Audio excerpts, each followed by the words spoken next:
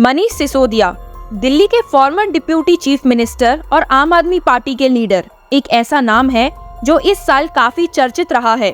और किस लिए, इसका तो हम सब जानते ही हैं। The very famous liquor policy scam which came into highlight when the investigating agencies, that is CBI and ED, started their probe and alleged that Manish Sisodia is the accused in this case.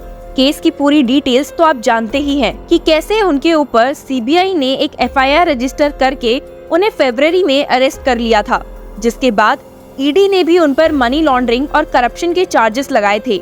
Bell पाने की लाख कोशिशें करने के बावजूद supreme court ने भी उनकी bell request को डिनाई कर दिया था और उन पर चल रहे ट्रायल को स्पीडी करने के ऑर्डर्स दिए थे। ये सब तो केस के दौरान होने वाली बातें हैं। क्या आप जानते हैं कि मनीष सिसोदिया की बेल डिनाई होने के बाद क्या क्या बातें बोली गई हैं? कपिल सिब्बल, जो कि एक प्रोमिनेंट लॉयर है, उन्होंने भी एक इंटरव्यू के दौरान ये कहा कि prevention of money laundering act एक इंस्ट्रूमेंट है which is used as a operation by the government. उन्हें कहते हुए सुना गया, the PMLA is an instrument of operation. It is as simple as that. It is an instrument by which you terrorize people.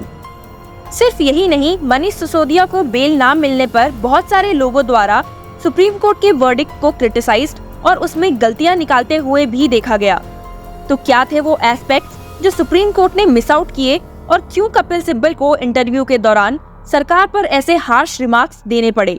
इन सब के बारे में आइए जानते हैं इस वीडियो में। आपको याद होगा कि ईडी की सबमिशंस को एक्सेप्ट करते हुए सुप्रीम कोर्ट के justices Sanjeev Khanna and SVN Bhatti bench ने मनीष सिसोदिया की बेल एप्लीकेशन को रिजेक्ट कर दिया था pertaining to the prevention of money laundering act. Court ने बेल डिनाई करते हुए ये देखा कि ₹338 crore earned by wholesale distributors against the excess 7% commission within a span of 10 months is a proceed of crimes under Section 3 of the Prevention of Money Laundering Act and an offence of bribery to a public servant under Section 7 of the Prevention of Corruption Act. Hearing में कई legal questions supreme court ने ED के सामने रखे ताकि proceed of crimes के साथ सिसोदिया का रियल और एक्टिव कनेक्शन एस्टैब्लिश किया जा सके। पर जैसा कि हमने आपको बताया कि कुछ लोगों ने सुप्रीम कोर्ट के जजमेंट को स्टडी करने के बाद उसमें कई गलतियां निकाली हैं, जिसमें से एक है कि जजमेंट में कोर्ट ने इस पॉसिबिलिटी को एड्रेस नहीं किया है that whether the ₹338 crore in question was paid to Sisodia as a bribe or if he is in possession actual or constructive of such amount. It denied him bail on the basis that the transfer of ₹338 crore was tentatively established. इसके अलावा oral hearings के दौरान supreme court ने remark किया था कि generation of money prevention of money laundering act के section 3 के अंडर ऑफेंस नहीं है and it needs to be shown that Sisodia is involved in a process or activity actually connected with the proceeds of crime.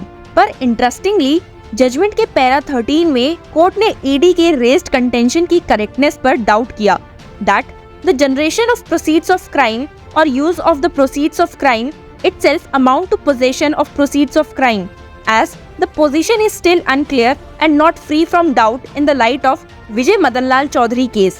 ED ने Mohan Lal versus state of Rajasthan पर भी अपना Reliance place किया था, पर कोर्ट ने इसे अनएश्योर्ड बताया।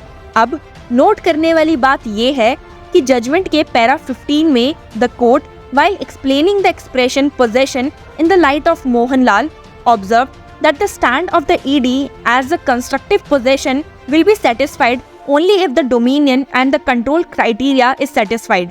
और मोहनलाल टेस्ट ऑफ पोजेशन को अप्लाई करते हुए कोर्ट ने ऑब्जर्व किया that there is a lack of clarity on the involvement of Sisodia in the transfer of ₹45 crore to the Aam Aadmi Party for the Goa elections, failed to apply the same test with respect to power and dominion of Sisodia over ₹338 crore earned by the wholesale distributors. Moreover, as noted by the court in para 13, generation of money itself can't be termed as proceeds of crime. In this light, how was generation of ₹338 crore termed as proceeds of crime? The position is still unclear as per विजय मदन लाल चौधरी। बस इतना ही नहीं, लोगों का कहना है कि para 26 में court ने सिसोदिया के लॉन्ग इनकार्सिरेशन पर कंसर्न रेज किए हैं। यहाँ तक कि कोर्ट ने विजय मदन लाल केस में ये भी ऑब्जर्व किया है कि अरेस्ट एक्यूज्ड के फंडामेंटल राइट को इन्फ्रिंज करता है, which is considered as a facet of the right to life under Article 21 of the Constitution.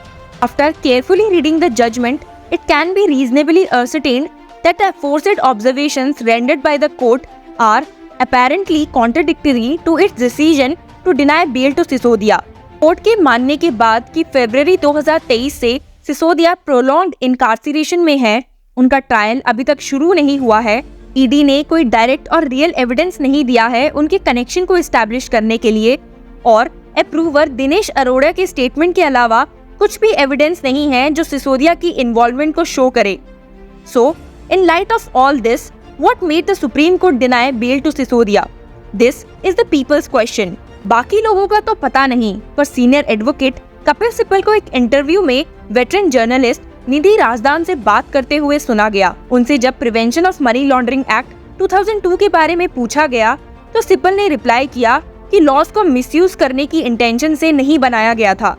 उन्होंने स्ट्रेस किया कि एक्ट को कॉन्स्टेंटली गवर्नमेंट द्वारा मिसयूज किया जा रहा है to go after the opposition leaders. He stated, laws do not represent what we call justice. Justice come through the court system. Laws are misused to destroy, to settle scores, to send a message. You know, the PMLA is being used against the opposition leaders.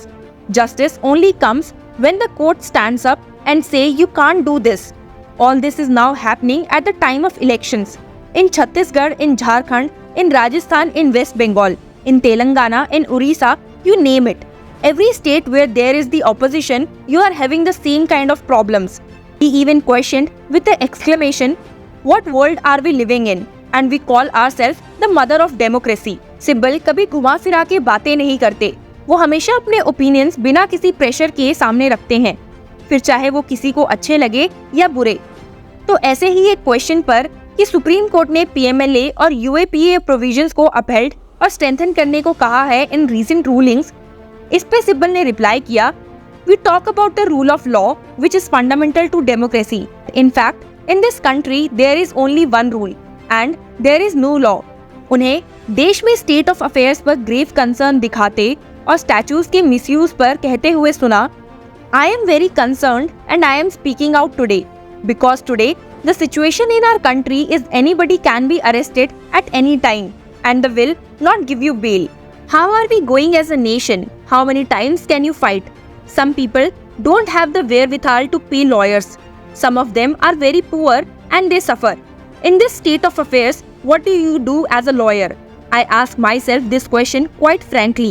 Honestly, I tell you, I know which court I go to and what's going to happen. Because every judge has a different mindset. Some judges are liberal, some judges won't listen us. That's the way it is.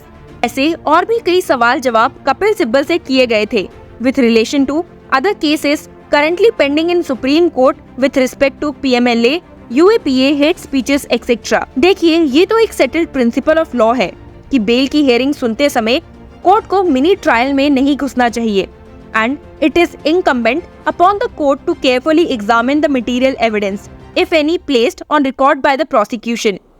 Court के words और action देख के तो ये लग रहा है कि वो भी एक कंफ्यूज स्टेट ऑफ माइंड में थे। While during a hearing, it lambasted the ED for failing to produce any proof showing the involvement of Sisodia in the possession of the alleged proceeds of crime, but suddenly it appears in the judgment that the transfer of rupees 338 crore was tentatively established.